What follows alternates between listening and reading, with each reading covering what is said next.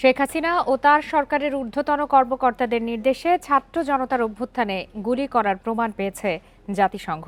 নিরাপত্তা বাহিনীর এই ধরনের নৃশংসতাকে নজিরবিহীন বলছেন মানবাধিকার কর্মীরা। তাদের দাবি, এ ধরনের অপরাধের জন্য আন্তর্জাতিক আদালতে বিচার হওয়া উচিত।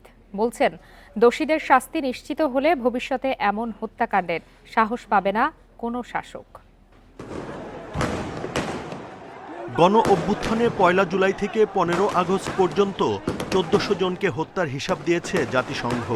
হত্যাকাণ্ডের সাথে শেখ হাসিনা, তার সরকার ও দল এবং নিরাপত্তা ও গোয়েন্দা সংস্থা জড়িত ছিল বলেও প্রতিবেদনে উঠে এসেছে।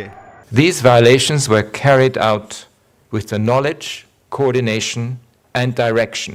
এ ধরনের হত্যাকাণ্ড মানবাধিকারের চরম লঙ্ঘন বলছেন বিশ্লেষকরা।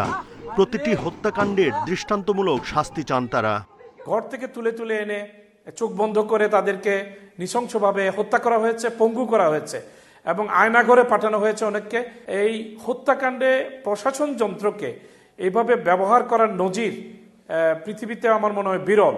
এই নিষ্ঠুরতা বাংলাদেশে যেটা প্রদর্শিত হয়েছে জুলাই আন্দোলনের সময়, এই নিষ্ঠুরতার অবশ্যই একটা বিচার হওয়া দরকার। তারা তথ্য পেয়েছে এবং তারা দেখেছে যতজন শহীদ হয়েছে তার প্রায় ৬৬% শাহাদাতের বা খুনের ঘটনা ঘটেছে, যেগুলোতে সরকার মিলিটারি উইপন, যেটাকে আমরা বলি হচ্ছে সামরিক অস্ত্র, তারা ব্যবহার করেছে। অভ্যুত্থানে হতাহতদের বেশিরভাগই নিরাপত্তা বাহিনীর হাতে গুলিবিদ্ধ হয় বলে জানিয়েছে জাতিসংঘ। ভবিষ্যতে এমন ঘটনা প্রতিরোধে নিরাপত্তা বাহিনীর সংস্কার হওয়া উচিত বলেও মনে করেন বিশ্লেষকরা। যারা ক্ষতিগ্রস্ত হয়েছে তারাও যেন রাষ্ট্র কর্তৃক তাদেরকে ট্রমা থেকে বেরিয়ে আসার জন্য চিকিৎসা সহ তাদের যে আর্থিক ক্ষতি হয়েছে বা কেউ কোনো জায়গায় কাজ করছিল সেই ক্ষতিরও যেন একটা ক্ষতিপূরণ তাদের দেওয়া হয়, সেই ব্যবস্থার জন্য রাখা হয়। আমাদের দেশে শাস্তি নিশ্চিত না হওয়ার কারণেই আমাদের দেশে অন্যায়, অবিচার, জুলুমগুলো বেড়ে যাচ্ছে। আমাদের থানাগুলো হয়েছে টর্চার সেল আর চাঁদাবাজির আখড়া।